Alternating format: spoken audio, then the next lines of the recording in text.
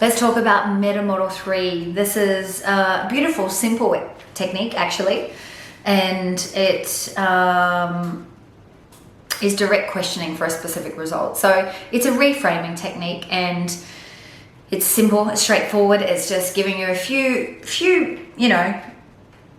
questions that move a client from being at cause to getting them, to really loosen their model of the world and potentially giving them a solution to the presenting whatever they come with on this specific day. So,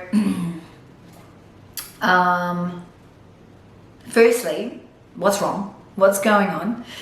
Secondly, what caused this problem, right? And so this is getting them to identify, where are they positioned? Are they at cause? Are they at the effect? And how have you failed to resolve this? Ooh, right? So getting them to realize that they've been at the effect of this scenario.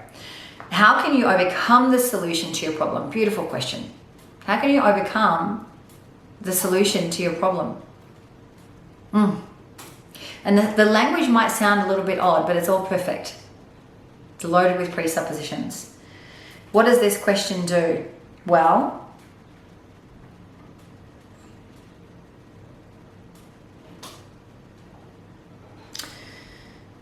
not only, think about question 3. How have you failed to resolve this is actually going to, if they're going to be responsible and to operate from cause, they're actually going to come back into cause here. And then you're saying, how can you overcome the solution to your problem? How can you overcome the solution to your problem? So it's getting them to really consider, maybe think about, the flip side of that. What's been the cause of them failing? Not that that's not a thing, is it? But what's been the cause of them not being able to find this resolution up until this point? And again, we're slowly moving them out of being in the problem, being at the effect, and we're slowly moving them to being at cause, right? All of these questions are kind of slowly nudging them forward out of effect and moving them into cause by asking these really clever questions. Then we hit the flipping point, and is number 5, which is asking, what would you like to change? And considering, again, it's like getting them thinking outside of the box, outside of where their current level of thinking has been. What would you like to change? And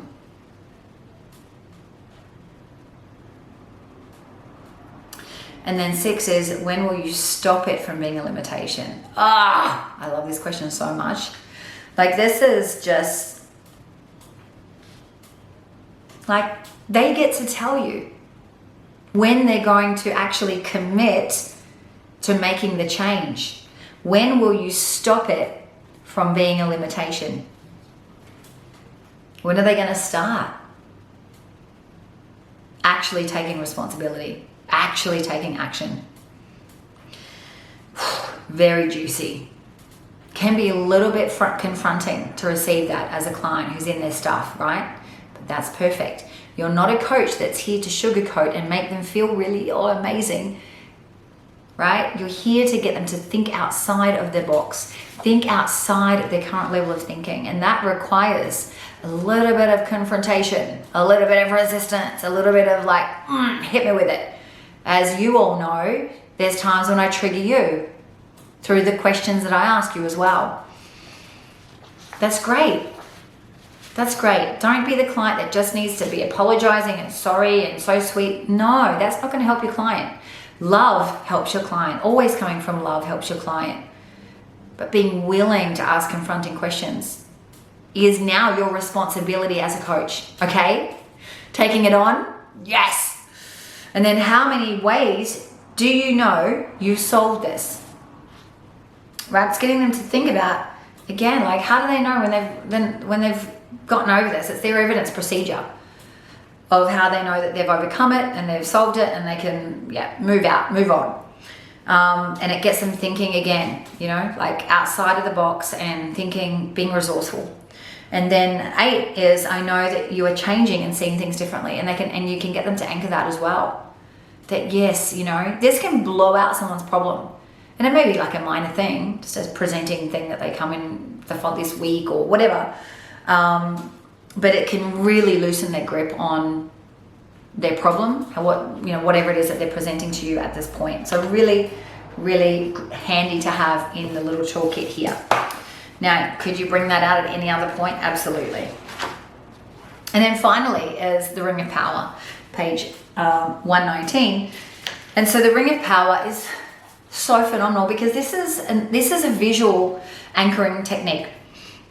Now you could also, and I like to do this, I do this at my retreats, actually bring in music to it. So as I'm getting them to anchor a specific state, I play music that brings the same feeling. You could use sounds, you could use any kind of sounds, a piano sound or whatever, to also anchor that in, and using the auditory version of this in conjunction with the visual.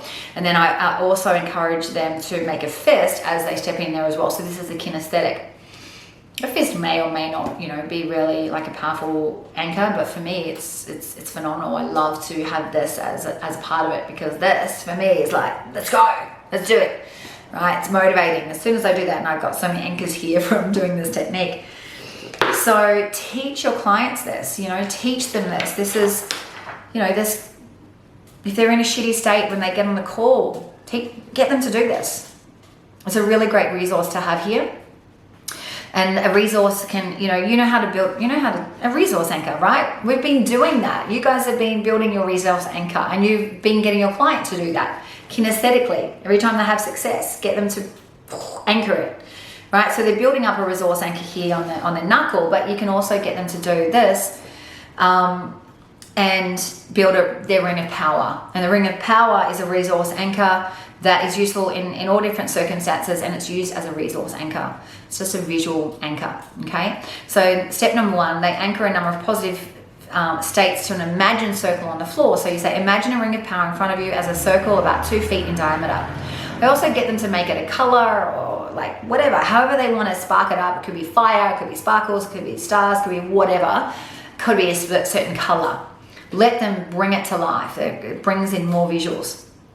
And then you say, now remember a time when you were totally motivated, and as you were totally motivated, then step into the ring. They need to step into the ring as they start to feel that motivation. If you remember, applying anchor is like as they start to go into the state, right? Before they go into the peak, then we apply the anchor, and then we take the anchor off before it subsides. So we want to teach them how to do that as well. So it says in number 3, when the state begins to subside, step out of the ring. Okay, so as it begins to subside, or just before it subsides, even better. But as long as they're still not in there and it's already subsided, right? They need to step out. So they step in when they start to feel that motivation, and as it starts to subside, or just before that, they step out. And so then you can just keep stacking. So they could do at a time when they were totally powerful, a time when they felt totally loved, a time when they could have it all, a time when they were feeling energetic, a time when they fell down laughing, right? Or a time when they felt totally confident, and any others. But remember, they need to be really powerful states that the client can associate in. And yeah. And then usually what I get them to do as a little bonus at the end is to shrink down their ring of power and to make it into the size of a ring, and to actually put it on their ring finger. So anytime they want, they can take it off and they can put it down. Just gives a nice added little touch that I've thrown into when I do this process. So beautiful visual anchoring technique, the ring of power. Enjoy. Mwah.